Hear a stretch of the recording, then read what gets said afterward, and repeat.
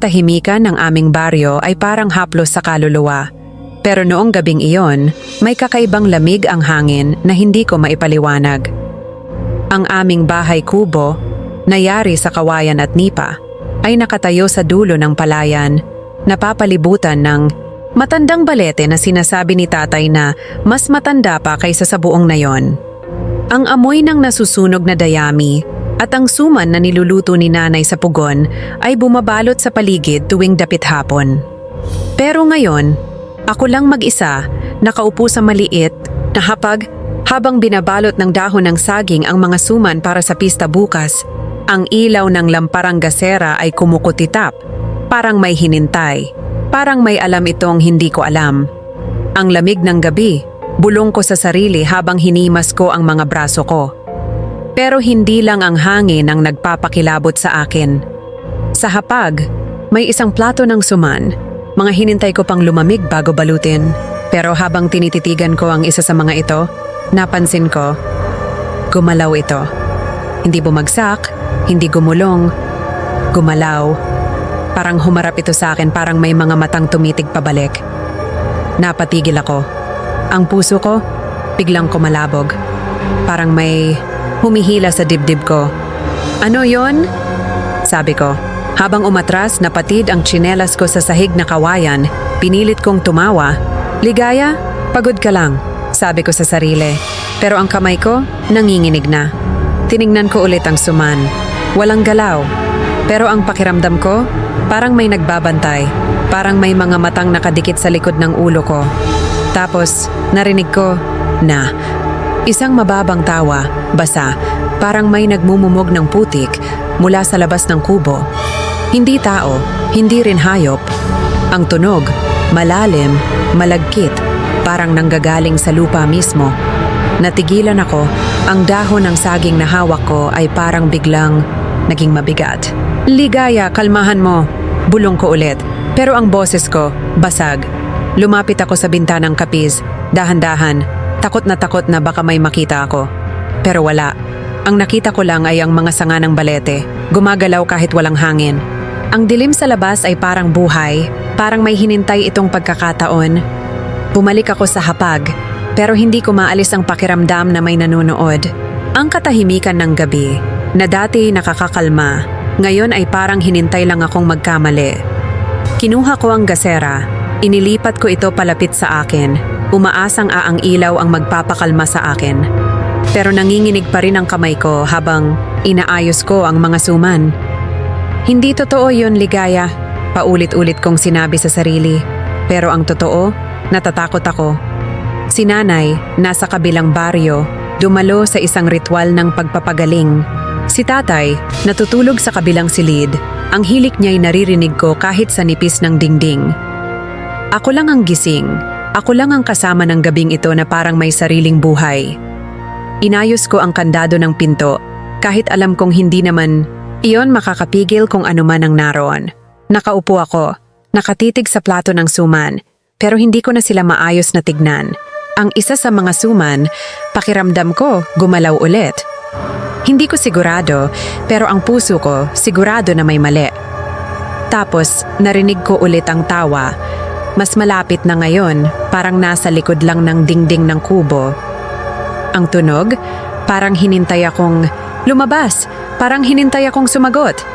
Ligaya, huwag kang lilingon, sabi ko sa sarili. Pero ang mga mata ko, kusang tumitingin sa bintana. Ang mga kapis, kumukutitap sa liwanag ng gasera. Pero sa likod ng mga yon, parang may anino, malabo, hindi malinaw. Hindi ko alam kung imahinasyon ko lang, pero ang pakiramdam ko, may mga matang nakatitig sa akin. Hindi mula sa suman, kundi mula sa labas, mula sa balete, mula sa dilim. Hinintay ko si nanay. Alam ko, babalik siya, pero ang oras, parang tumigil. Ang bawat segundo, parang hinintay ng gabi na magkamali ako. Ang suman, nakatitig pa rin, o baka ako lang ang natatakot na tignan ito ng maayos. Hindi ko alam kung bakit, pero pakiramdam ko, hindi lang ito pagkain. Parang may nakatago sa loob, parang may hinintay itong sabihin ko. Pinilit kong magdasal. Santo Niño, protektahan mo ako. Bulong ko, habang hinawakan ko ang maliit na krus na suot ko sa leeg. Pero kahit ang dasal, parang hindi sapat. Ang tawa, narinig ko ulit, mas malakas, mas malinaw, parang nasa loob na ng kubo. Hindi ko alam kung saan nanggaling, pero ang tunog, parang nakaupo na rin sa hapag, kasama ko, kasama ng suman. Hindi ko na kaya. Tumayo ako, kinuha ang isa pang gasera, sinindihan ko ito. Umaasang ang liwanag ang magpapalayas sa takot. Pero habang inaayos ko ang ilaw, narinig ko ang isang bulong, malinaw, malapit, parang nasa tenga ko na. Ligaya, sabi nito, huwag kang matakot. Pero ang boses, hindi pamilyar, hindi tao. Napatigil ako, ang kamay ko nakahawak sa gasera. Ang init nito'y parang sinusunog ang palad ko. Sino yon? Tanong ko, pero walang sumagot. Ang tawa, nawala. Pero ang pakiramdam na may nanonood, lalong lumakas. Tumingin ako sa suman ulit. At doon, sa isa sa mga ito, parang may nakita akong paggalaw. Parang may hinintay itong gawin ko. Hindi ko na kaya ang katahimikan. Nanay, bilisan mo. Bulong ko. Kahit alam kong hindi niya maririnig. Ang gabi, parang buhay, parang hinintay akong sumuko. Pero hindi ako lilingon. Hindi ako lalabas. Nakaupo lang ako, nakatitig sa suman, habang ang mga anino sa paligid ko, parang gumagalaw ng dahan-dahan. Ang balete sa labas, narinig ko ang mga sanga nito. Parang kumakaway, parang tinutokso akong lumabas. Pero hindi ako lalabas, hindi ako sasagot. Ang suman, ang tawa, ang anino, lahat sila, parang hinintay akong magkamali. At doon, sa gitna ng katahimikan, narinig ko ulit ang bulong, malinaw, malapit, parang nasa likod ko na. Huwag kang lilingon, Ligaya, sabi ng boses. Natigil. Ang mundo ko, ang boses na yon, malalim at malagkit, parang hinugot mula sa ilalim ng lupa na natili sa tenga ko. Hinawakan ko ang rosaryo sa leeg ko. Ang krus nito'y parang nagbibigay ng kaunting tapang kahit na ang mga daliri ko'y nanginginig. Santo Niño, protektahan mo ako. Paulit-ulit kong bulong. Pero parang hindi sapat ang dasal para sa gabing ito. Ang tawa na narinig ko kanina, nawala na. Pero ang katahimikan na sumunod, mas nakakatakot. Mabigat ang hangin. Parang may hinintay. Parang may hinintay akong mangyari. Ang anino ng balete sa labas ay parang buhay, umaabot sa bintanang kapiz. Ang mga sanga nito'y parang mga daliring gustong-gusto akong hawakan. Nakita ko ang sarili ko sa salamin ng bintana. Maputla, mga mata ko'y puno ng takot. Huwag kang matakot, Ligaya, sabi ko sa sarili. Pero ang boses ko, basag, parang hindi akin. Ang hilik ni tatay sa kabilang silid, tuloy-tuloy, walang kamalay-malay sa kung anong nangyayari. Gusto ko siyang gisingin, pero natatakot akong gumalaw, natatakot akong iwan ang hapag, ang gasera, ang suman na nakatitig pa rin sa akin, ang suman. Hindi ko maipaliwanag, pero mali ang pakiramdam ko tungkol dito. Nakaupo lang sila sa plato, hindi gumagalaw ngayon, pero pakiramdam ko, may buhay sila, may hinintay. Hinintay ko si nanay, pero ang oras, parang tumigil. Ang orasan sa dingding, 12:00 na, pero wala pa rin siya. Nanay, bakit ang tagal mo? Bulong ko, habang ang mga mata ko'y hindi maalis sa bintana. Kinuha ko ang bolo mula sa ilalim ng hapag. Ang hawakan nito, malamig, parang nagbibigay ng kaunting katiyakan sa gitna ng takot. Hinigpitan ko ang hawak ko rito. Ang bigat ng bakal ay parang nagsasabi sa akin na kaya ko pang lumaban. Dahan-dahan akong lumapit sa bintana, bawat hakbang ay parang laban sa sarili kong katawan. Ang puso ko, kumakalabog, parang sasabog na sa dibdib ko. Sumilip ako sa labas, sa palayan, pero ang nakita ko lang ay ang mga sanga ng balete. Gumagalaw kahit walang hangin. Ang mga dahon, parang kumakaway, parang tinutokso akong lumabas. Tapos, nakita ko, isang anino, matangkad at baluktot gumagalaw sa pagitan ng mga palay. Hindi malinaw, pero hindi rin ito imahinasyon. Sino yan? Sutsot ko, ang bolo'y Hinawakan ko ng mas mahigpit. Walang sagot pero narinig ko ang tunog ng mga dahon na lalagas sa ilalim ng mga paa ng kung ano man yun. Umatras ako, ang tsinelas ko'y tumunog sa sahig na kawayan. At ang tunog, parang masyadong malakas sa gitna ng katahimikan. Ang hangin, biglang lumamig, parang may huminga sa likod ng leeg ko. Tapos, narinig ko, isang bulong, hindi malinaw, pero parang tunog ng dila na kumikiliti sa ngipin. Hindi salita, pero pakiramdam ko, tinutokso ako nito. Ang bulong, parang umiikot sa kubo, parang hinintay akong sumagot. "Huwag kang lalapit," sigaw ko, pero ang boses ko basag, parang bata. Lumayo ako sa bintana, idinikit ko ang likod ko sa dingding, ang bolo'y nakataas, handa na. Ang mga anino sa paligid, parang gumagalaw, parang may buhay. Ang gasera, kumukutitap, at ang kandilang, sinindihan ko kanina, ang apoy nito'y nanginginig, parang natatakot rin. Ang mga bulong lumakas, at ngayon malinaw na malinaw, ang pangalan ko. "Ligaya," sabi nito. Hinila ang mga pantig, parang nasa ilalim ng tubig ang boses. Hindi tao, hindi rin hayop. Ang pinto biglang gumalaw, isang beses lang, parang may kumalabog dito, parang may sumubok buksan.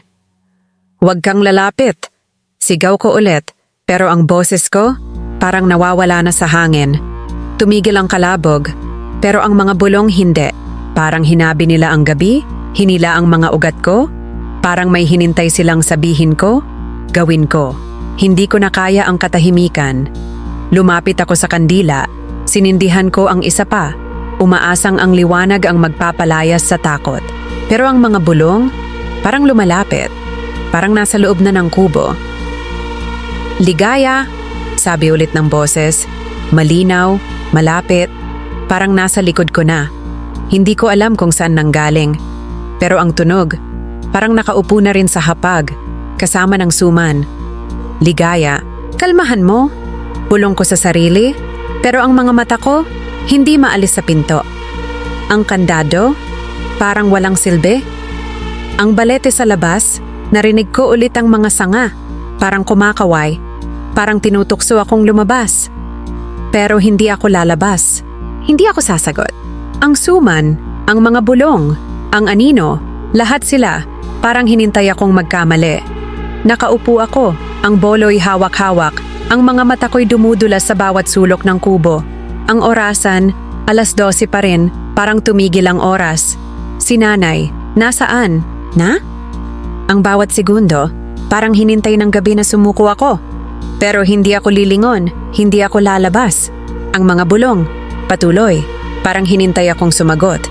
Parang hinintay akong buksan ang pinto.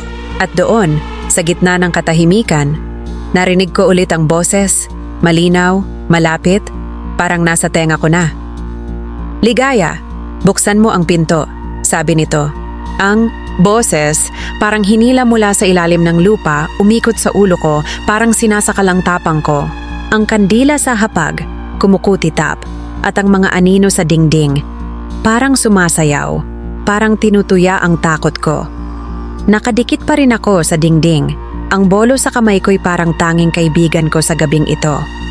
"Jesus, Maria, Jose, tulungan niyo ako," bulong ko paulit-ulit. Pero ang mga salita, parang nawawala sa hangin, parang hindi naririnig. Ang mga bulong sa labas nawala na, pero ang katahimikan, mas mabigat, parang hinintay akong gumalaw, parang hinintay akong magkamali. Hindi ako makatayo magpakailanman dito, nakadikit sa dingding, natatakot sa bawat anino. "Kailangan ko si nanay," bulong ko. Halos hindi ko marinig ang sarili ko. Si nanay, ang albularyo ng baryo, siya ang may alam kung paano harapin ang mga ganitong bagay. Alam niya ang mga ritual, ang mga dasal, ang mga paraan para palayasin ang kung anumang nasa labas. Pero nasaan siya? Bakit ang tagal niya? Dahan-dahan akong lumapit sa hapag, iniiwasan ang plato ng suman na parang may sariling buhay. Ang mga suman, nakaupo lang doon, pero pakiramdam ko, mali ang lahat tungkol sa kanila. Kinuha ko ang lumang anting-anting ni nanay mula sa ilalim ng hapag, isang maliit na supot na gawa sa katad, puno ng mga tuyong damo at buto. Para sa proteksyon, sabi niya noon. Noong binigay niya ito sa akin, ilang taon na ang nakalipas. Pero ngayon, habang hinawakan ko ito, parang mabigat ito, parang may mga sikretong nakatago sa loob. Itinali ko ito sa pulso ko.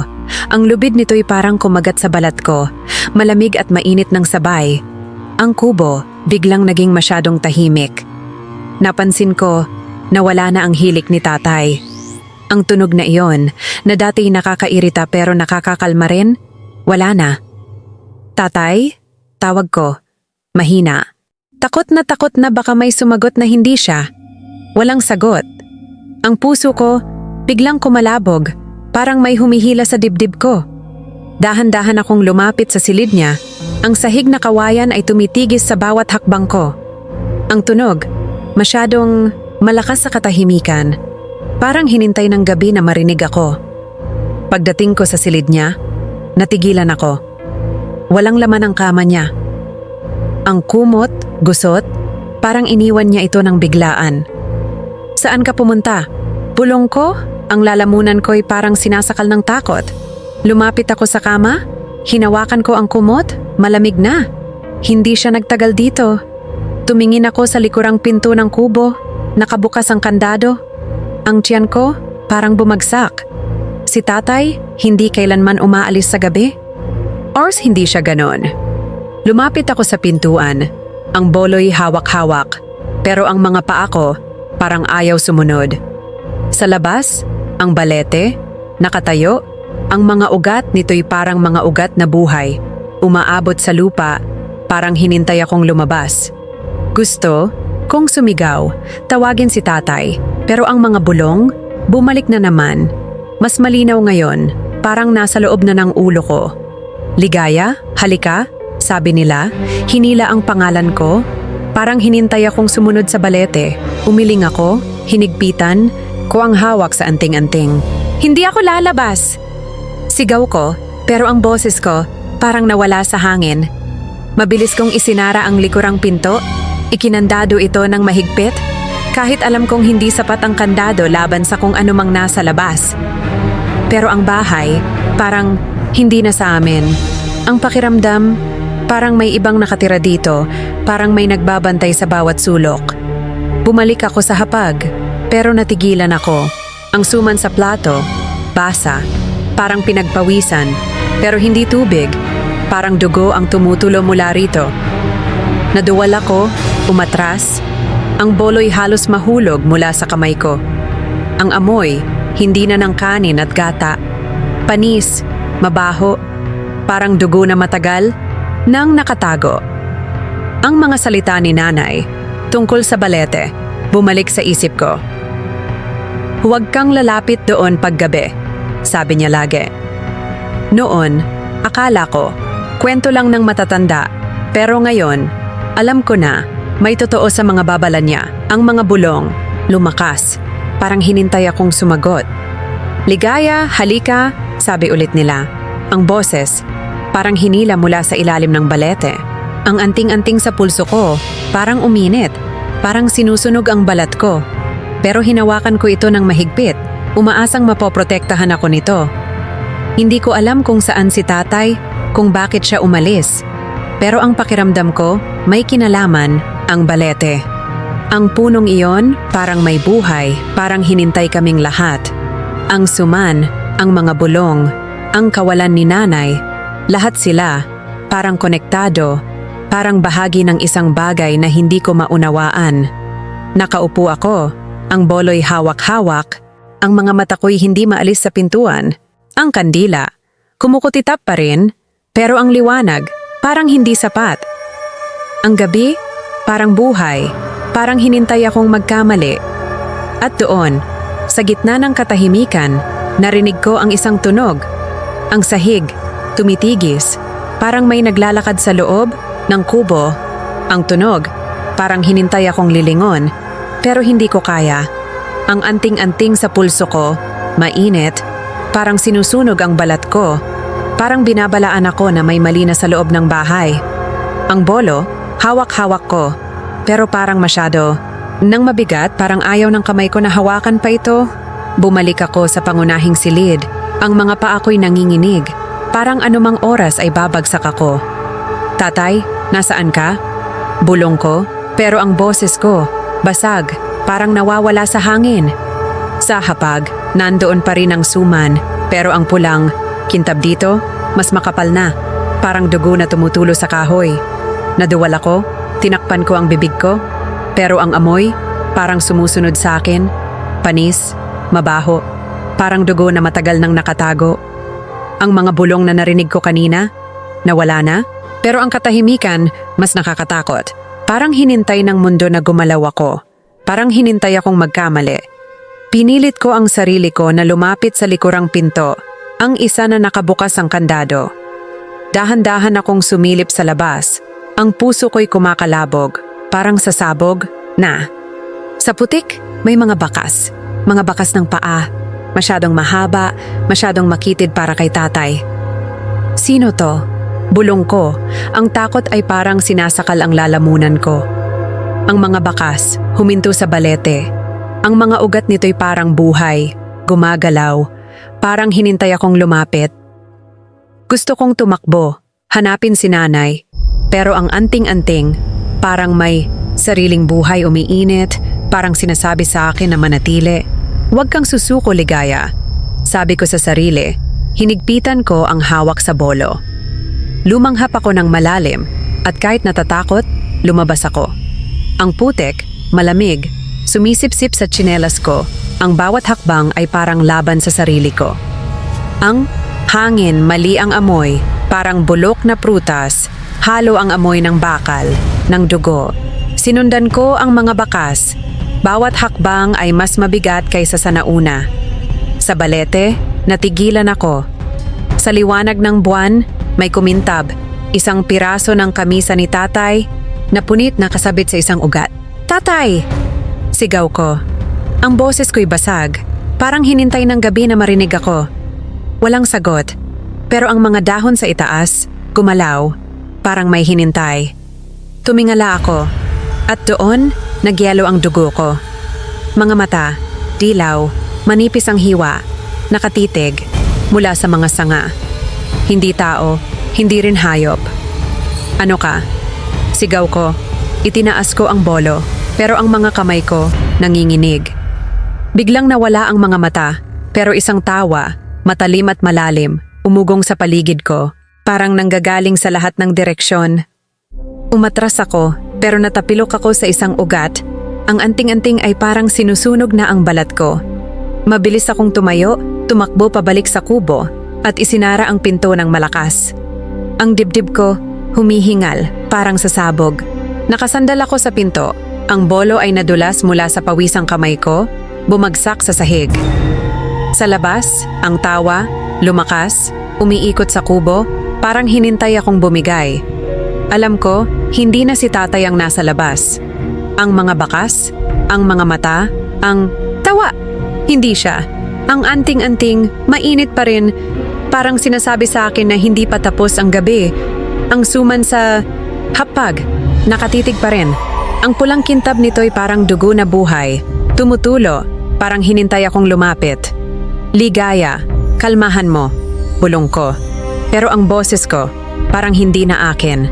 Ang kubo, parang hindi na bahay. Parang kulungan, na hinintay akong sumuko. Ang mga salita ni nanay, tungkol sa balete, tungkol sa mga bagay na hindi dapat lapitan sa gabi, umiikot sa isip ko. Pero ngayon, wala siya. At si tatay, nawala rin. Ako lang, mag-isa, kasama ng mga anino, ng mga bulong, ng suman na parang may sariling buhay. Ang kandila, kumukutitap pa rin. Pero ang liwanag parang hindi sapat. Ang bawat tunog, ang mga dahon sa labas, ang hangin, ang mga ugat ng balete, parang bahagi ng isang bagay na mas malaki, mas madilim. Hinawakan ko ang anting-anting, ang init nito'y parang nagbibigay ng babala, pero hindi ko alam kung ano ang gagawin.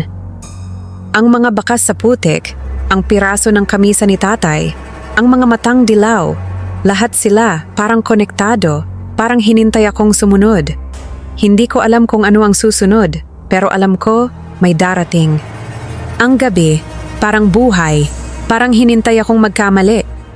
At doon, sa gitna ng katahimikan, narinig ko ang isang tunog. Ang pinto, gumalaw ulit, parang may kumalabog, parang may sumusubok pumasok. Ang tunog, parang hinampas ang dibdib ko. At ang takot, parang sinakalang hininga ko. Nadulas ako sa sahig, nakasandal sa pinto. Ang anting-anting ay hinigpitan ko sa pulso ko, parang tanging bagay na nagbibigay sa akin ng kaunting tapang. Nanay, kailangan kita, bulong ko. Ang mga luhay tumulo sa pisngi ko, mainit laban sa lamig ng gabi. Ang kubo, parang lumiliit. Ang mga dingding, parang lumalapit, parang gusto akong lamunin. Sa hapag, ang suman, hindi na sila pagkain. Parang anding burol ng bulok, ang pulang likido nito'y tumutulo sa sahig, parang dugo na buhay. Hindi ko kaya itong tignan. Ang orasan, pasado 2:00 na ng madaling araw, pero ang bawat tik nito parang hinintay akong sumuko. Tapos, narinig ko, mga yabag, tao naman, salamat sa Diyos. Mula sa labas, sa daan, malinaw ang tunog, mabigat at mabilis. Ligaya! Isang sigaw, matalim, puno ng pag-aalala. Ang boses ni nanay. Mabilis kong binuksan ang pinto, halos natapilok ako sa pagmamadali. Nandoon siya, ang puting duster niya ay puno ng putik. Ang bayong ng mga gamot at damo ay nakasabit sa balikat niya. Nanay, si tatay nawawala! Sigaw ko, hinawakan ko ang braso niya, ang mga daliri ko'y nanginginig. Ang mga mata niya, biglang sumikip, tinignan niya ang loob ng kubo, at huminto ang tingin niya sa suman. Huwag mong galawin yan, sabi niya, mababa ang boses. Parang may hinintay siyang mangyari. Inilapag niya ang bayong, mabilis na kinuha ang isang maliit na bote ng langis at isang bungkos ng tuyong dahon. Anong nangyari? Tanong ko, ang boses ko'y basag, pero si nanay hindi na nagaksaya ng oras. Nagtapon siya ng langis sa sahig, ang amoy nito'y matalim, at nagsimula siyang bumulong ng mga dasal, masyadong mabilis para maunawaan ko. May sumunod sa akin galing sa ritual, sabi niya. Ang mga kamay niya'y nanginginig habang inaayos ang mga dahon. Hindi ko napansin agad. Sinindihan niya ang mga dahon at ang usok makapal at mapait ay umikot sa kubo, parang hinintay na may magmalas. Ang hangin biglang gumalaw, parang may umatras, parang may natakot sa ginagawa ni nanay. Nanay, may nakita ako sa balete, mata, hindi tao, sabi ko. Ang boses ko'y halos nawala sa takot.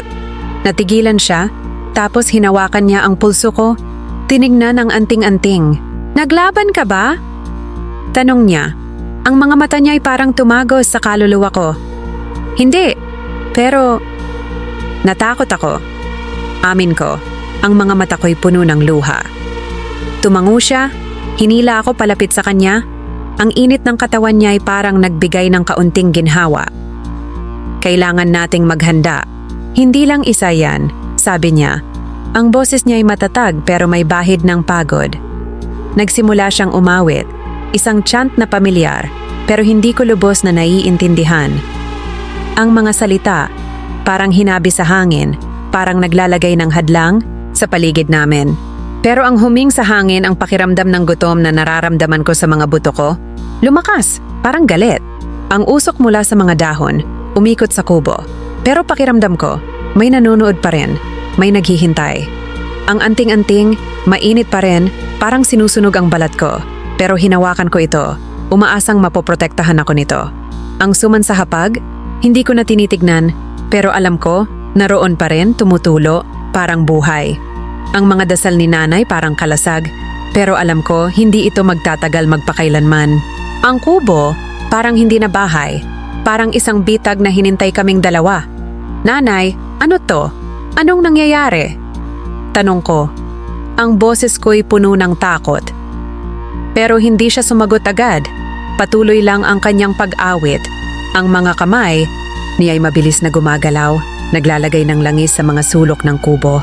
Ang usok parang lumalaban sa dilim, pero ang huming sa hangin parang tumatawa, parang sinasabi na hindi kami mananalo. Hinawakan niya ang kamay ko, ang mga daliri niya'y malamig, pero ang hawak, matatag. Ligaya, makinig ka sa akin? Sabi niya, Ang mga mata niya'y puno ng pag-aalala. Hindi natin to kaya ng mag-isa. May hinintay sila at ikaw ang gusto nila. Ang mga salita niya parang hinampas ang dibdib ko. Ako? Bakit ako? Tanong ko. Pero ang sagot, hindi na niya sinabi. Ang usok lumapot at ang kubo parang lumiliit palalo. Ang mga anino sa dingding gumagalaw, parang may sariling buhay. Ang suman, narinig ko ang tunog ng likido, tumutulo sa sahig, parang hinintay. Akong lumapit. Pero si nanay, hindi siya tumigil. Patuloy ang kanyang pagdasal, ang kanyang boses, parang ang tanging bagay na nagbibigay ng liwanag sa dilim. At doon, sa gitna ng usok at mga dasal, narinig ko ulit ang tawa. Matalim, malalim, parang nanggagaling sa loob ng kubo mismo. Ang tunog, parang hinila ang hininga ko mula sa dibdib ko. Ang usok mula sa mga sinunog na dahon ni nanay ay umiikot paakyat sa kisame, pero ang mga anino sa mga sulok ng kubo, parang nilulunok ito ng buo, parang ayaw nilang magpatalo. Ang mga chant ni nanay, mas lumakas. Ang boses niya ay parang tanging bagay na nagbibigay ng liwanag sa gitna ng dilim. Nakakapit ako sa tabi niya, ang anting-anting sa pulso ko'y mainit pa rin, parang sinusunog ang balat ko, parang binabalaan ako na hindi pa tapos ang gabi. Nanay, ano yung suman? Bakit ganon? Bulong ko, ang mga mata ko'y dumudulas. Sa hapag, sa bunton ng suman na parang buhay, tumutulo ng pulang likido na parang dugo. Hindi siya sumagot agad, inilagay lang niya ang daliri sa labi niya. Ang mga mata niya ay mabilis na tumitingin sa paligid ng kubo. Huwag kang magsalita, sabi niya. Ang boses niya ay mahigpit, parang natatakot siyang marinig ng kung ano man ang nasa paligid. Nagwisik siya ng mas maraming langis sa sahig. Ang matalim na amoy nito'y humalo sa usok at gumuhit siya ng bilog sa paligid namin gamit ang abo mula sa mga sinunog na dahon. Ang huming sa hangin, parang may sariling tibok, galit at buhay. Napansin ko ang isang pulang marka sa braso ko, sa ilalim lang ng anting-anting. Isang gasgas, parang hinila ng mga kuko. Nanay, tingnan mo to. Sigaw ko, ipinakita ko sa kanya. Biglang namutla ang mukha niya, ang mga mata niya ay parang natigilan. Nabigyan ka na ng marka, sabi niya. Ang boses niya ay nanginginig. Ang aswang inangkin ka na. Ang tiyan ko, parang umikot. Anong ibig sabihin nun? Tanong ko. Ang boses ko'y tumaas, puno ng takot. Hinawakan niya ang kamay ko, mahigpit, parang ayaw niya akong bitawan. Hindi ka nila titigilan hanggat hindi ka nila nakuha, sabi niya. Ang mga salita niya ay parang hinampas ang dibdib ko. Kinuha niya ang isang maliit na salamin mula sa bayong niya, mas mabilis ang kanyang pag-awit at itinaas niya ang salamin. Sa refleksyon, kami lang ang nakita ko, pero ang mga anino sa likod namin, parang gumalaw, parang bumubuo ng mga hugis na masyadong maraming paa, masyadong baluktot. Huwag kang titingin sa likod, babala niya. Ang mga mata niya ay nakadikit sa salamin. Tumango ako, pero ang puso ko, kumakalabog, parang gusto nang tumakas mula sa dibdib ko. Ang marka sa braso ko, mas uminit, parang buhay, parang may sariling tibok. Ang hangin, biglang naging mabigat. Ang huming ay naging mababang ungol. At ang mga dingding ng kubo, tumitigis, parang may nagtutulak mula sa labas. Ang mga chant ni nanay, natigil saglit. Ang hininga niya ay parang nahintuan. Ligaya, hawakan mo to, sabi niya. Inabot sa akin ang isang maliit na krus na balot sa mga tuyong damo. Hinawakan ko ito ng mahigpit. Ang mga daliri ko'y nanginginig, umaasang protektahan kami nito. Pero ang ungol, lumakas, mas malapit, parang nasa loob na ng kubo. Ang usok, umikot pa rin, pero ang mga anino parang hindi natatakot. Parang hinintay lang nila kaming magkamali. Nanay, ano to? Bakit ako? Tanong ko. Ang boses ko'y halos nawala na sa takot. Hindi siya sumagot agad. Patuloy lang ang kanyang pag-awit. Ang mga kamay niya ay mabilis na gumagalaw. Naglalagay ng langis sa mga sulok ng kubo. Pero ang marka sa braso ko, parang lumalim, parang kumakalat. At ang init nito, parang sumisipsip ng lakas ko. Huwag kang magpapadala, sabi niya. Ang boses niya ay matatag, pero may bahid ng pag-aalala. Ang marka, hindi lang basta sugat. Sila yan, sinasabi nila na sa'yo sila bumabalik. Ang mga salita niya, parang hinila ang lupa mula sa ilalim ko? Sila? Sino sila? Tanong ko, pero ang sagot, hindi na niya sinabi. Ang ungol, mas lumakas, parang nanggagaling na sa lahat ng direksyon. Ang kubo, parang lumiliit. Ang mga dingding, parang gustong-gusto akong lamunin. Ang salamin, sa kamay ni nanay biglang kumintab. At sa refleksyon nakita ko, ang mga anino hindi na sila anino, mga hugis, baluktot. Masyadong mahaba ang mga braso, masyadong dilaw ang mga mata. Ligaya, manatili sa loob ng bilog, utos ni nanay, ang boses niya ay parang bakal. Pero ang ungol, parang tumatawa, parang sinasabi na walang ligtas sa loob ng bilog. Ang anting-anting, mas uminit, at ang krus sa kamay ko, parang biglang naging mabigat. Ang suman sa hapag, narinig ko ang tunog ng likido. Tumutulo pa rin, parang hinintay akong lumapit. Hinawakan ko ang krus ng mahigpit, dasal ang tanging sandata ko. Pero ang mga anino, parang lumalapit, parang hinintay akong sumuko. At doon, sa gitna ng usok at mga dasal ni nanay, narinig ko ang isang tunog. Ang sahig, tumitigis ulit, pero hindi mula sa labas. Ang tunog, parang hinintay akong lilingon, parang hinintay akong magkamali. Ang krus sa kamay ko malamig, pero ang marka sa braso ko, parang lumalaban, umiinit, parang may sariling buhay. Ang mga chant ni nanay, bumalik, mas malakas na, habang gumuguhit siya ng mga simbolo sa sahig gamit ang abo. Huwag kang bibitaw. Diyan, sabi niya. Tumango siya sa krus na hawak ko. Tumango rin ako, pero ang mga daliri ko, nanginginig, parang ayaw nang sumunod sa utos ko. Ang ungol sa labas, tumigil, pero ang katahimikan na sumunod, mas nakakatakot, parang hayop na nag-aabang, handang sumugod. Nanay, bakit ako? Anong ginawa ko? Tanong ko, ang boses ko'y basag, puno ng takot at pagkalito. Hindi siya sumagot, patuloy lang ang kanyang pag-awit, ang mga mata niya'y malayo, parang may hinintay siyang makita sa dilim. Biglang, may katok sa pinto, matalim, malinaw, parang sinadya. Ligaya, buksan mo! Sigaw mula sa labas. Si Mang Tino, ang matanda ng baryo. Natigilan ako, hindi sigurado kung bubuksan ko ba, pero tumango si nanay. Ang mga mata niya'y seryoso.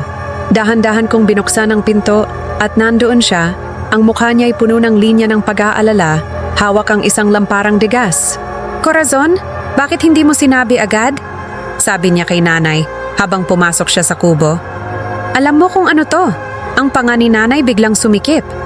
Hindi ko in-expect na makakasunod, sabi niya. Ang boses niya'y mababa, parang natatakot siyang marinig.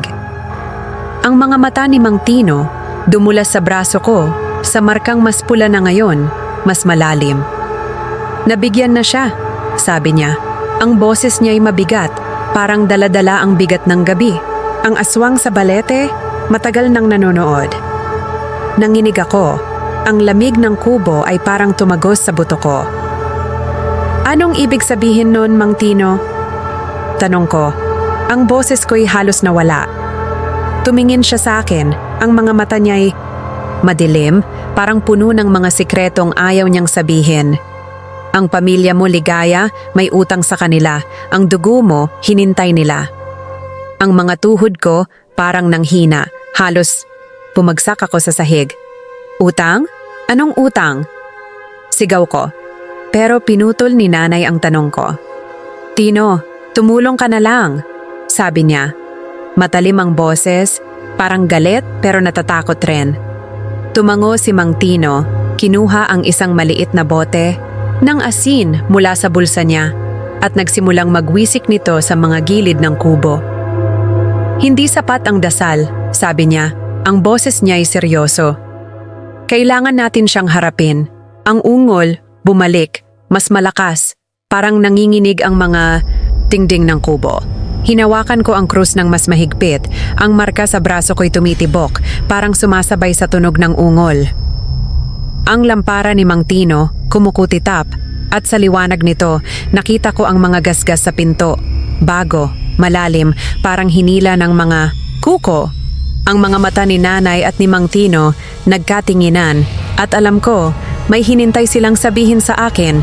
Isang bagay na mas malaki kaysa sa mga kwento ng baryo.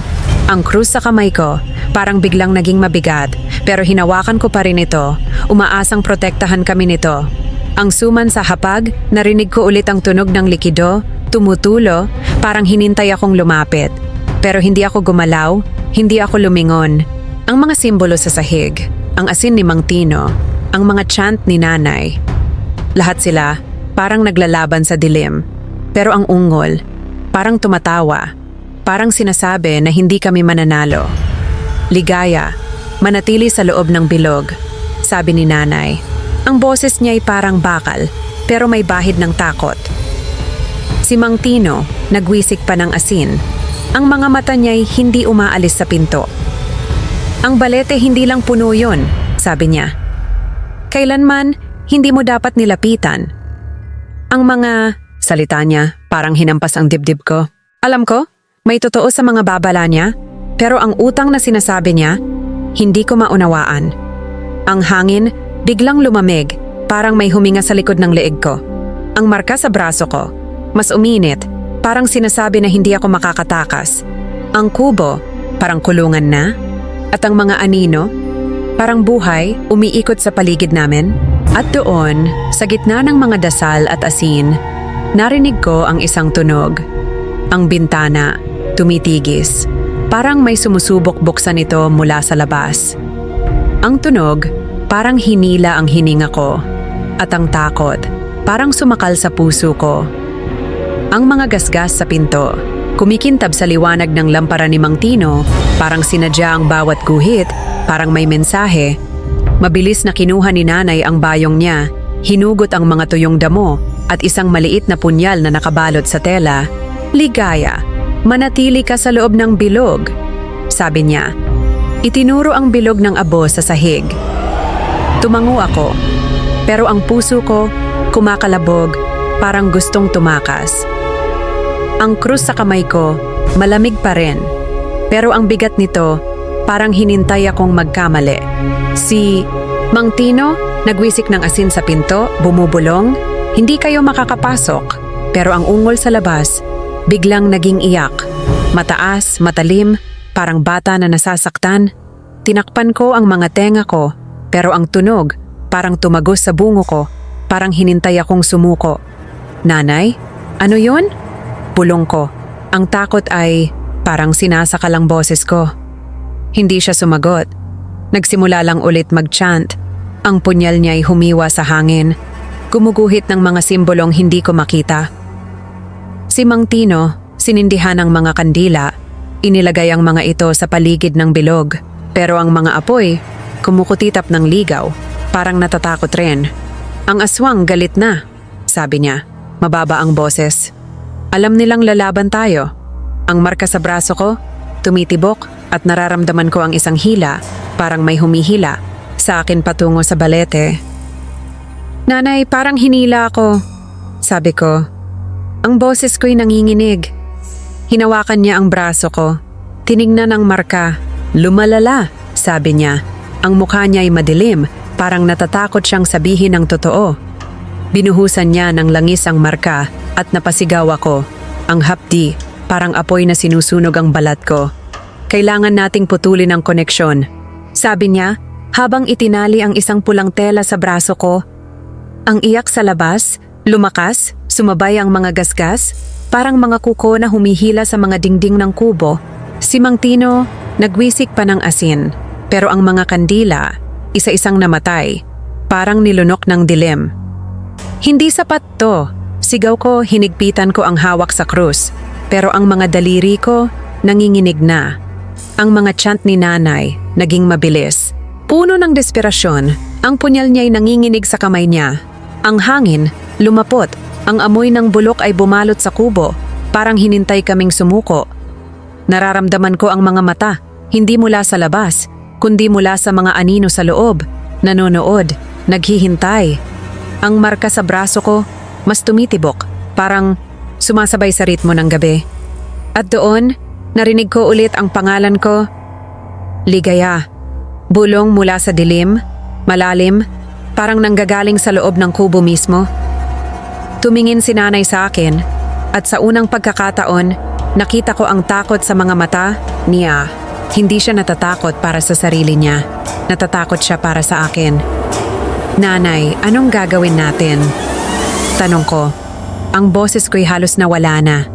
Hindi siya sumagot agad, pero ang mga chant niya, patuloy, parang hinintay niyang mapanatili. Ang hadlang sa paligid namin. Si Mang Tino, tumingin sa pinto. Ang mga gasgas doon ay mas malalim na. Parang hinintay kaming lumabas. Corazon, hindi natin kayan to ng mag-isa. Sabi niya, ang boses niya ay mabigat. Ang dugo niya, hinintay nila. Ang mga salita niya, parang hinampas ang dibdib ko. Ang utang na sinasabi niya, ang marka, ang aswang, lahat sila, parang konektado. Pero hindi ko maunawaan kung paano. Ligaya, hawakan mo ng mahigpit ang krus, sabi ni nanay. Ang boses niya ay parang bakal, pero ang mga kamay niya, nanginginig. Hinawakan ko ang krus, pero ang init ng marka sa braso ko, parang sumisipsip ng lakas ko. Ang mga anino sa paligid, gumagalaw, parang buhay, parang hinintay akong magkamali. Ang suman sa hapag, narinig ko ang tunog ng likido, tumutulo pa rin, parang hinintay akong lumapit. Ang kubo, parang bitag na, at ang mga dasal, ang asin, ang langis, lahat sila parang hindi sapat. Ang mga mata sa dilim, parang lumalapit, at ang iyak sa labas, parang naging tawa ulit, matalim, malalim. Si nanay, patuloy ang pag-awit pero ang boses niya parang nanghihina. Si Mang Tino, nagwisik pa ng asin, pero ang mga kandila, isa na lang ang natitira. At ang apoy nito, kumukutitap, parang anumang oras ay mamamatay. At doon, sa gitna ng usok at mga dasal, narinig ko ang isang tunog. Ang kisame, tumitigis. Parang may gumagapang sa itaas ng kubo. Ang tunog, parang hinila ang hininga ko mula sa dibdib ko. At ang takot, parang sinakal ang bawat ugat ko. Ang huling kandila, namatay na. At ang dilim, parang nilulunok kaming lahat. Ako, si nanay, si Mang Tino. Hinawakan ko ang krus ng mahigpit. Ang mga kuko ko'y parang kakagat na sa palad ko. Ang mga chant ni nanay, natigil saglit. At ang katahimikan, mas nakakatakot kaysa sa mga gasgas sa labas. Nanay, bakit ganito? Bulong ko, ang boses ko'y halos nawala sa ingay ng mga kuko na humihila sa dingding. Si Mang Tino, mabilis na sinindihan ulit ang isang kandila. Pero ang mga kamay niya, nanginginig. Parang natatakot rin siya. Corazon, sabihin mo na sa kanya? Sabi niya, ang boses niya ay puno ng pag-aalala, parang hinintay na ng gabi ang katotohanan. Ang mukha ni nanay tumigas pero tumango siya, parang wala nang makakapigil sa kanya. Ligaya, makinig ka. Sabi niya, mababa ang boses, parang natatakot siyang marinig ng mga anino. Ang pamilya natin, may kasunduan noon sa aswang. Natigil ang mundo ko, ang puso ko, parang tumigil din. Kasunduan? Ano ang ibig sabihin? Sigaw ko. Ang boses ko'y puno ng galit at takot.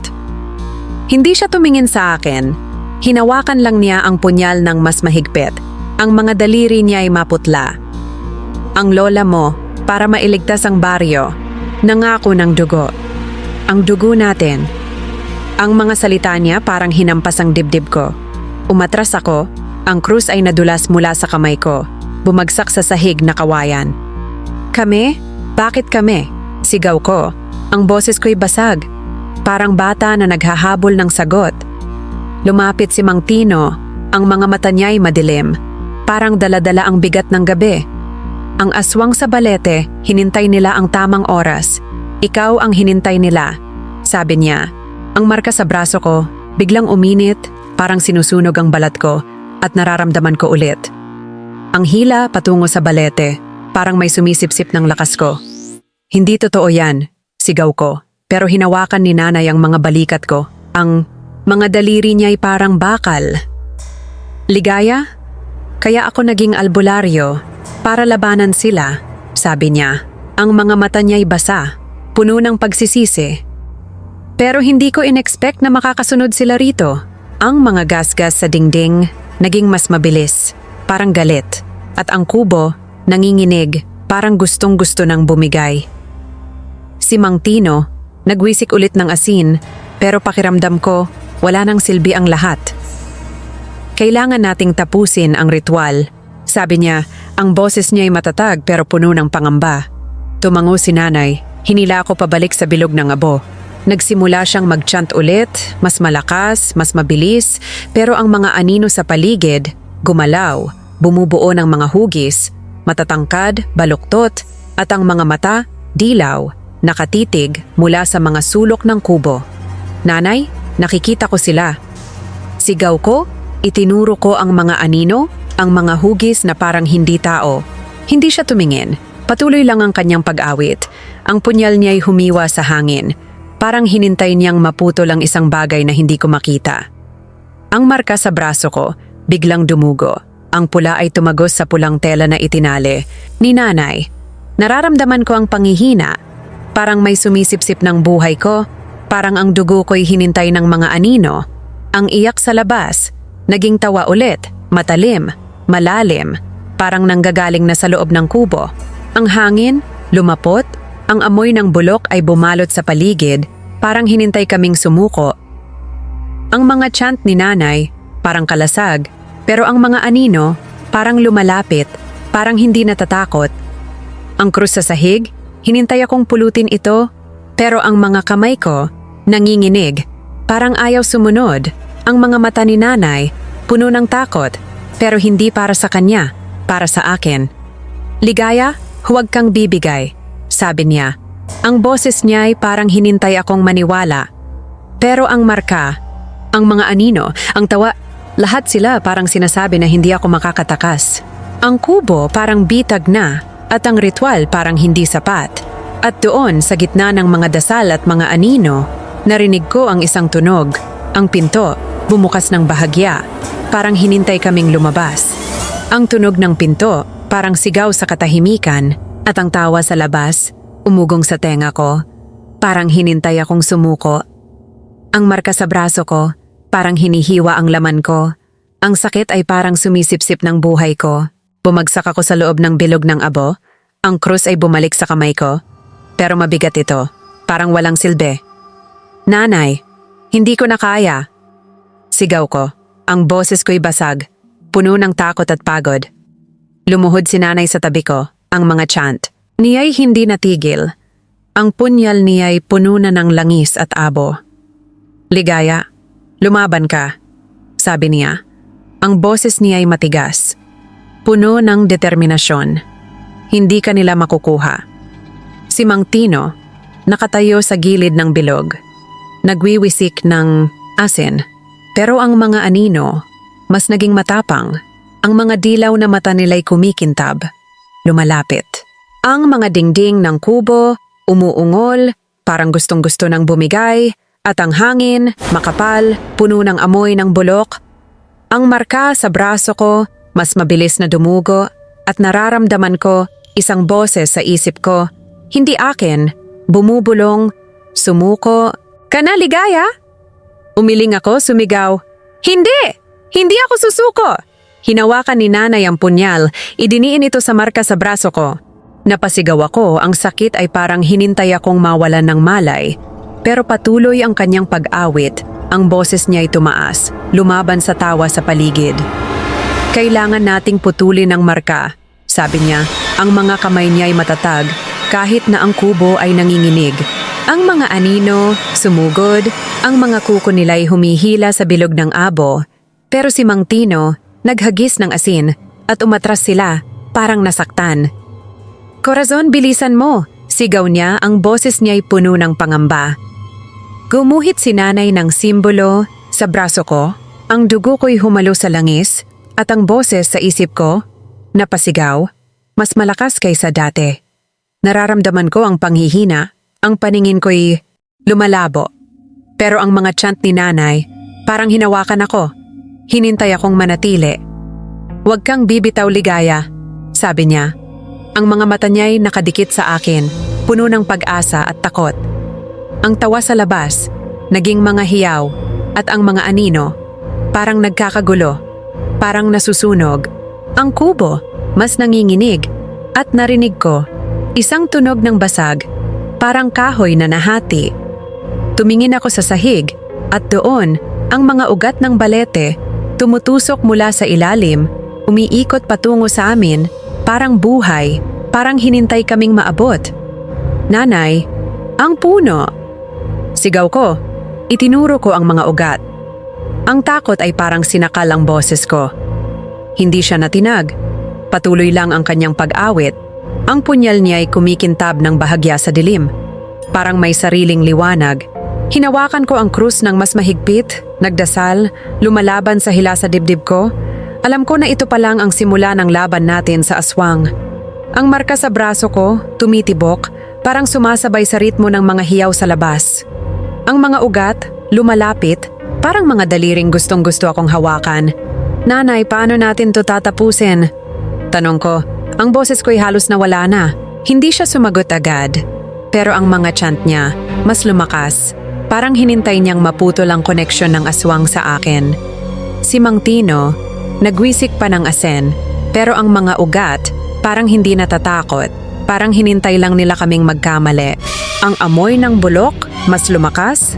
At ang mga anino, parang lumiliit ang bilog ng abo. Parang gustong-gusto nilang makapasok. Ang punyal ni nanay, humiwa ulit sa hangin, at ang bawat guhit, parang lumalaban sa dilim. Pero ang hila sa dibdib ko, mas lumakas, parang may sumisipsip ng kaluluwa ko. Ang mga mata sa anino, dilaw at matalim, nakatitig, parang hinintay akong sumuko. Ligaya, manatili ka sa bilog! Sigaw ni nanay, ang boses niya'y puno ng desperasyon. Pero ang mga ugat, narinig ko ang tunog ng mga ito. Gumagapang, parang hinintay akong maabot. Ang krus, hinawakan ko ng mahigpit. Pero ang init ng marka, parang sinusunog ang buong braso ko. Ang mga chant ni nanay, parang kalasag. Pero alam ko, hindi na ito magtatagal. Ang kubo, parang bitag na at ang mga anino, parang nasa loob na, naghihintay. At doon, sa gitna ng mga hiyaw at mga ugat, narinig ko ang isang tunog. Ang mga ugat, tumusok sa sahig, parang hinintay akong hawakan. Ang tunog ng mga ugat, parang hinila ang hininga ko, at ang takot, parang sinakal ang buong katawan ko. Ang mga dulo ng ugat, matutulis at gutom, gumagapang patungo sa bilog ng abo kung saan kami nakatayo. Nanay, ang puno, sigaw ko. Ang boses ko'y puno ng takot, pero si nanay, hindi natinag. Ang mga chant niya ay parang bagyo, malakas at walang tigil. Ang marka sa braso ko, dumudugo na sa tela. Ang sakit ay parang sinusunog ang laman ko, pero hinawakan ko ang krus. Ang malamig na bigat nito ang tanging nagbibigay sa akin ng kaunting tapang. Si Mang Tino, naghagis pa ng asin, sumisigaw, "Huwag kayong lalapit!" Ang mga ugat, umatras saglit, pero parang mga ahas, bumalik agad, umiikot, naghihintay. Ang mga anino sa kubo, lumapot, ang mga dilaw na mata nila, dumami, umiikot sa paligid namin, parang mga hayop na nag-aabang. Nanay, hindi ko na kaya! Iyak ko, ang mga tuhod ko'y nanghina, halos bumagsak ako. Hinawakan ni nanay ang mukha ko, ang mga mata niya'y matalim, puno ng laban. Ligaya, ikaw ang dugo ko, labanan mo to. Sabi niya, ang boses niya'y parang hinintay akong maniwala. Ang punyal niya, mas kumikintab at hinintuan niya ang mga ugat. Ang langis ay tumutulo mula sa talim. Ang kubo, nanginginig, at ang hangin, parang sumisigaw sa galit ng aswang. Nararamdaman ko ang pulso ng marka sa braso ko at ang boses sa isip ko mas malakas. Kami ang may-ari mo. Umiling ako, sumigaw. Hindi! Kayo ang mga demonyo! Binuhusan ni nanay ng langis ang sahig. Mas mabilis ang kanyang pag-awit. At ang mga ugat, sumitsit, umusok kung saan tumama ang langis. Si Mang Tino, sinindihan ang isang bungkos ng damo. Ang usok ay makapal, sumasakal sa hangin. Pero ang mga anino, lumapit pa rin. Ang mga kuko nila'y humihila sa bilog ng abo. Corazon, kailangan natin silang dalhin sa balete. Sabi niya, ang boses niya ay puno ng pagod at pangamba. Tumango si nanay, ang mukha niya ay madilim. Parang alam niya ang bigat ng susunod naming gagawin. Ligaya, kailangan mong sumama, sabi niya. Hinila ako patayo. Natigilan ako. Don? Sa puno? Tanong ko. Ang boses ko'y nanginginig. Ang hila sa dibdib ko'y mas malakas. Parang tinutukso ako ng balete. Ang marka uminit at nararamdaman ko ang panghihina. Parang hinintay akong sumuko. Pero ang hawak ni nanay, parang bakal, hindi bumibitaw. Kailangan nating tapusin to, sabi niya. Inabot sa akin ang punyal. Ang mga ugat, sumugod ulit, nabasag ang sahig, at ang mga anino, tumawa, ang mga boses nila'y parang koro ng gutom. Hinawakan ko ang punyal, ang puso ko'y kumakalabog. Alam ko na kailangan naming harapin ang puso ng kapangyarihan ng aswang. Ang kubo, parang bitag na, at ang mga ugat, mas lumapit. Ang mga dulo nila'y parang mga daliring gustong-gusto akong abutin. Ang usok mula sa damo, bumalot sa paligid, pero ang mga dilaw na mata, nakatitig pa rin, parang hinintay akong magkamali. Ligaya, hawakan mo ng mahigpit ang punyal, sabi ni nanay. Ang boses niya'y matatag, pero ang mga mata niya, puno ng takot. Ang punyal, mainit sa kamay ko, parang may sariling buhay, at ang marka sa braso ko, tumitibok, parang sumasabay sa mga ugat ng balete. Si Mang Tino, nagwisik pa ng asin, pero ang mga ugat, parang hindi na natatakot. Ang mga anino, mas lumapit, at ang tawa nila, parang nanggagaling na sa loob ng bilog. Corazon, ngayon na, sigaw ni Mang Tino. Ang boses niya'y puno ng desperasyon. Ang mga chant ni nanay, mas lumakas. Pero ang kubo, parang gustong-gusto nang bumigay. Ang mga ugat, tumusok ulit, mas malapit, at nararamdaman ko ang hila, mas malakas, parang ang balete mismo ang tumatawag sa akin. Hinawakan ko ang punyal ng mas mahigpit, ang dugo ko'y tumutulo mula sa marka. Pero ang mga mata ni nanay, parang nagbibigay sa akin ng lakas. Huwag kang bibitaw, Ligaya, sabi niya. Ang boses niya ay parang hinintay akong lumaban.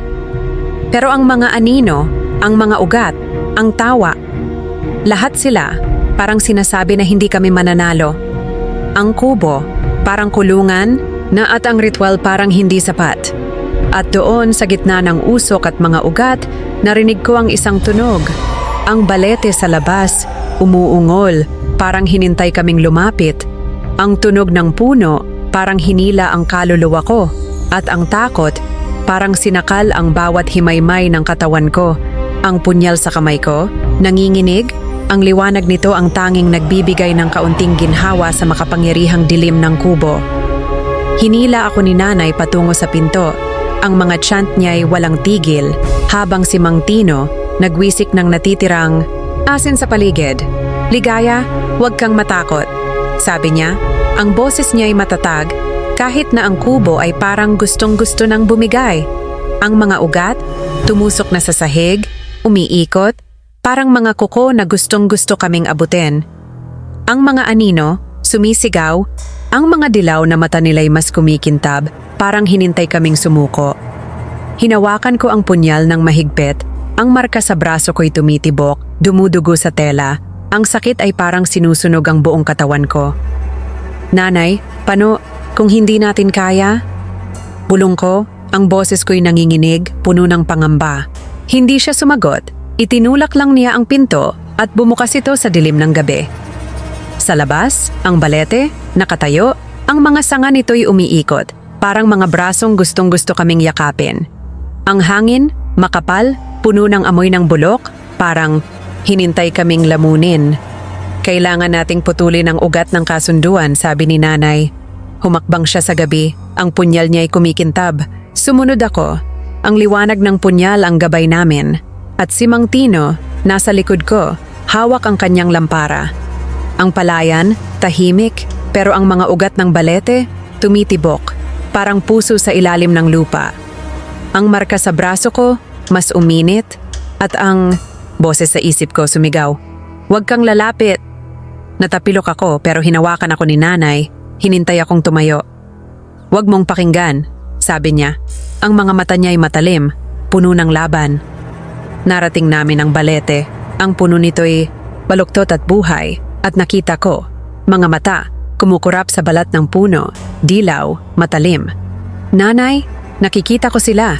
Sigaw ko, itinuro ko ang puno. Ang takot ay parang sinakal ang boses ko. Tumango si nanay.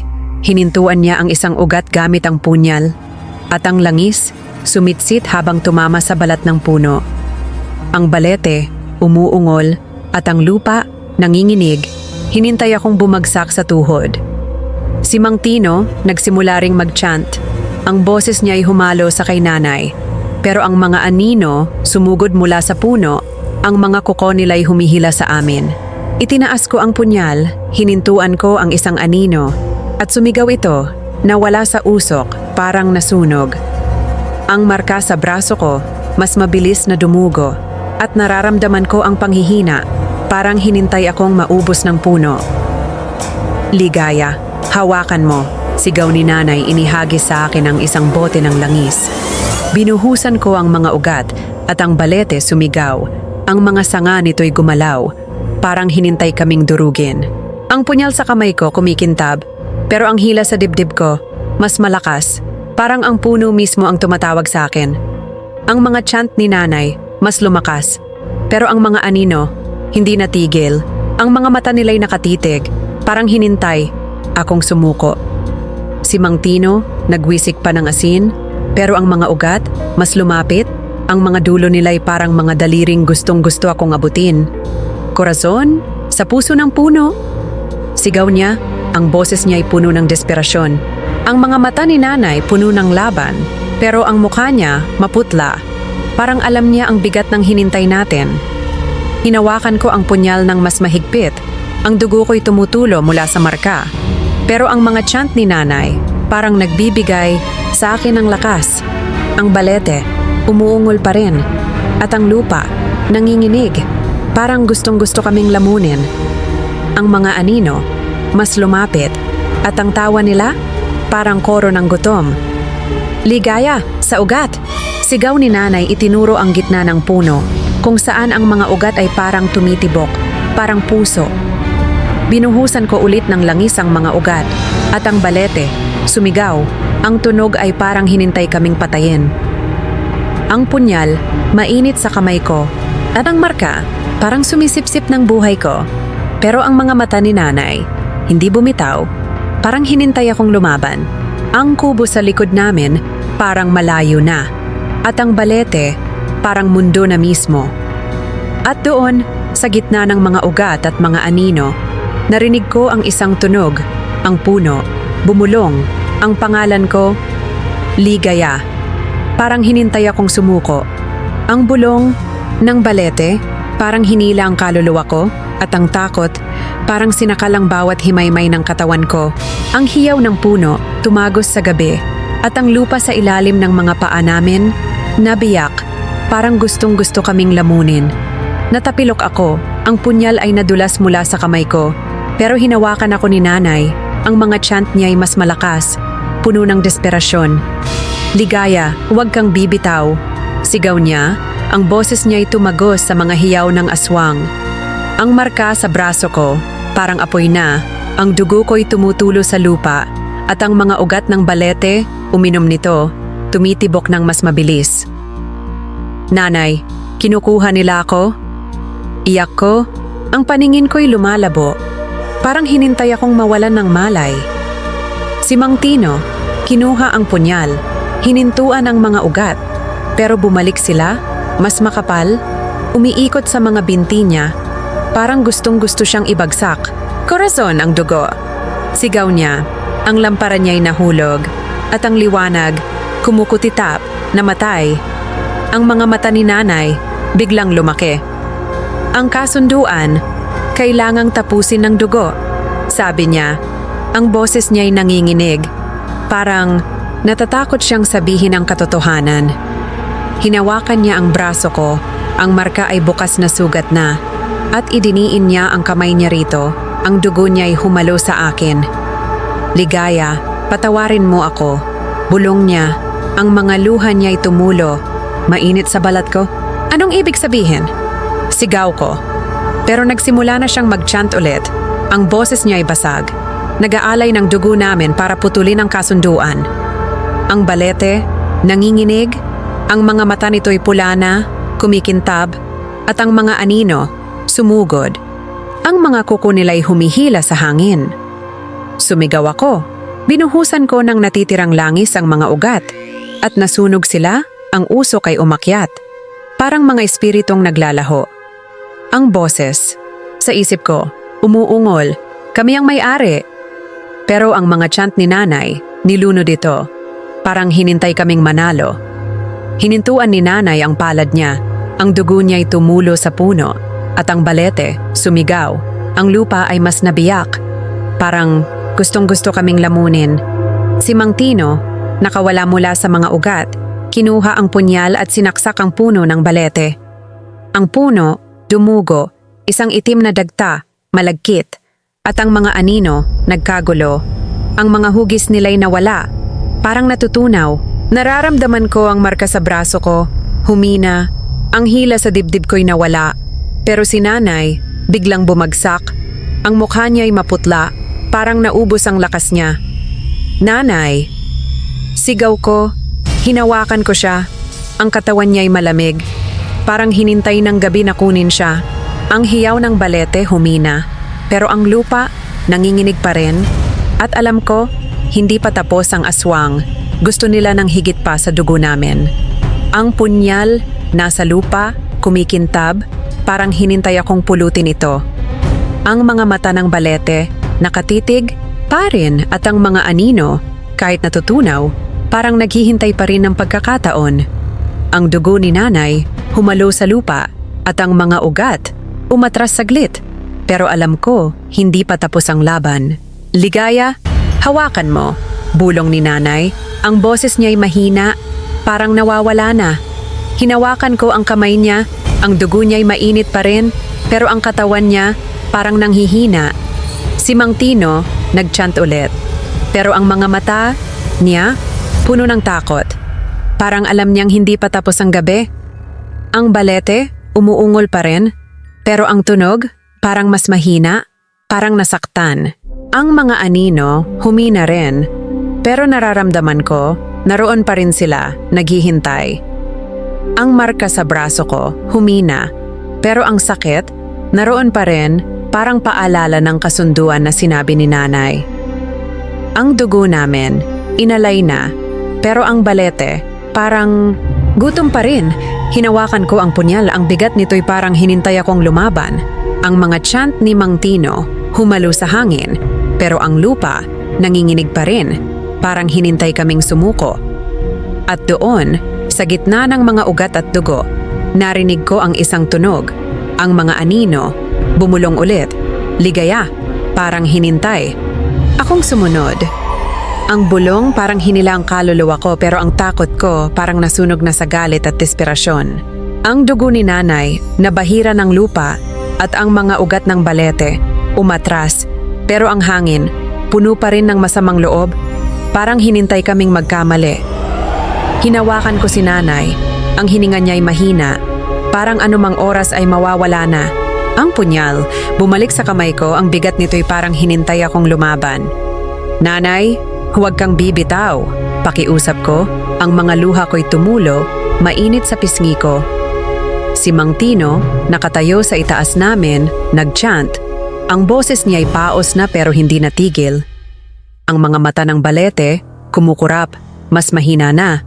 Pero ang mga anino, muling nabuo, ang mga dilaw na mata nila'y nakatitig, puno ng galit. Ligaya, tapusin mo, bulong ni nanay. Ang kamay niya'y hinawakan ng akin. Ang lakas niya'y parang dumadaloy sa akin kahit na nanghihina siya. Ang marka sa braso ko, dumudugo pa rin. Pero ang sakit, parang malayo na.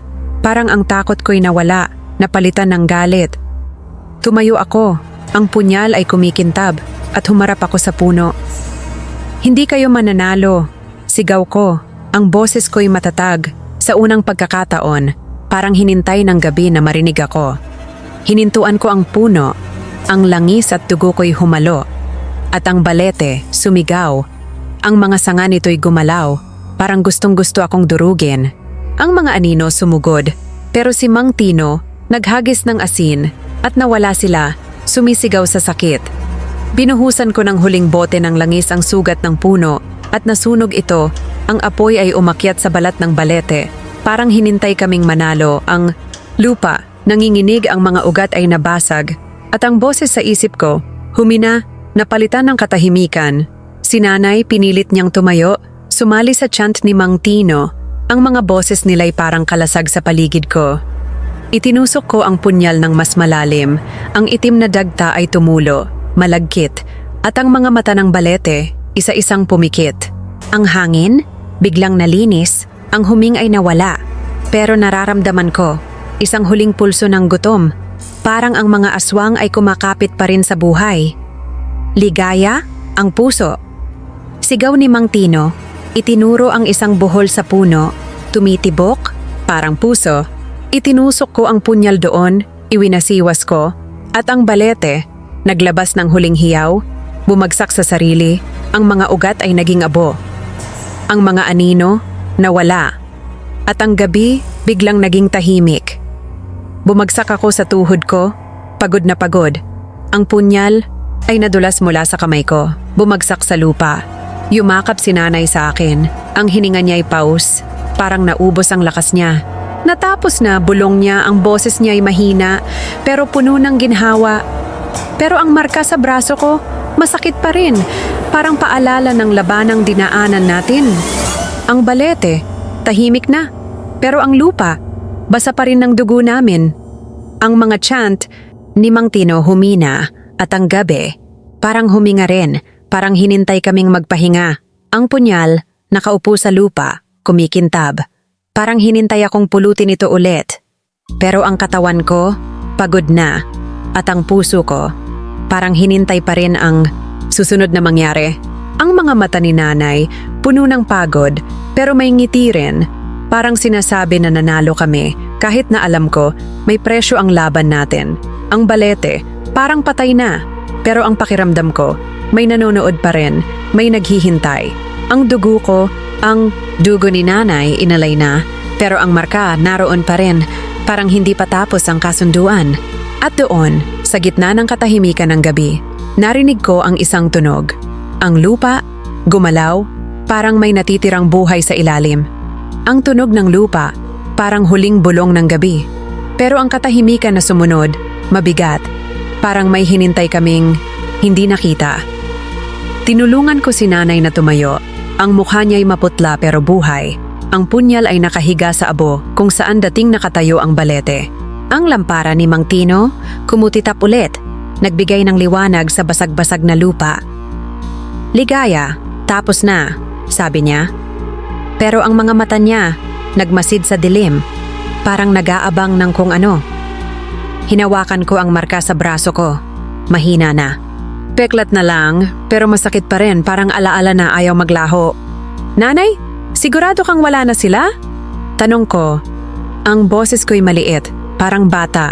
Tumango siya, pero ang hawak niya sa kamay ko mahigpit, parang hindi rin siya sigurado. Naglakad kami pabalik sa kubo, ang palayan ay tahimik, ang hangin, malinis pero malamig. Sa loob ang suman, wala na, ang hapag malinis parang hindi kailanman naroon. Saan napunta yon? Bulong ko, ang puso ko'y kumakalabog ulit. Hindi sumagot si nanay, sinindihan lang ang isang bagong kandila, ang mga kamay niya'y nanginginig. Huwag kang mag-alala, sabi niya, pero ang boses niya, mahina, parang pagod na pagod. Si Mang Tino, na natili sa may pinto, nagwiwisik ng asin, ang mukha niya'y madilim, parang alam niyang hindi pa tapos ang lahat. Tumingin ako sa bintana, inaasahan ang balete. Pero mga bituin lang ang nakatitig pabalik. Pero nararamdaman ko, isang lamig, parang may mga matang nanonood mula sa malayo. Nanay, si tatay? Tanong ko, ang dibdib ko'y sumikip. Umiling siya, ang mga luhay tumulo sa mukha niya. Hinintay nila siya, Ligaya, hindi ko na nasagip. Ang mga tuhod ko, nanghina, at napaiyak ako. Ang bigat ng pagkawala niya ay parang dinurog ang puso ko. Yumakap si nanay sa akin, bumubulong ng mga dasal. Pero ang peklat sa braso ko, tumitibok, parang tahimik na paalala. Nakaligtas kami, pero ang gutom ng aswang, nag-iwan ng mga peklat sa braso ko, sa puso ko, sa katahimikan ng aming baryo. Nang sumikat ang araw, ang kubo, parang ligtas na ulit. Pero alam ko, ang mga anino, laging nariyan, naghihintay ng isa. Panggabi, isa pang utang. Hinawakan ko ang kamay ni nanay, nangako sa sarili ko na matututo ako ng mga paraan niya. Napoprotektahan ko ang natitira sa amin. Kahit na ang dilim, hindi kailanman talagang umalis. Ang kubo, tahimik na, pero ang peklat sa braso ko masakit pa rin. Parang sinasabi na ang kasunduan hindi pa lubusang tapos. Ang mga bituin sa labas kumikintab, pero ang lamig ng gabi parang nagpapaalala na ang mga anino naghihintay lang. At doon sa gitna ng katahimikan ng umaga, narinig ko ang isang tunog, isang mahinang bulong, parang mula sa malayo. Ligaya, parang hindi pa tapos ang gabi.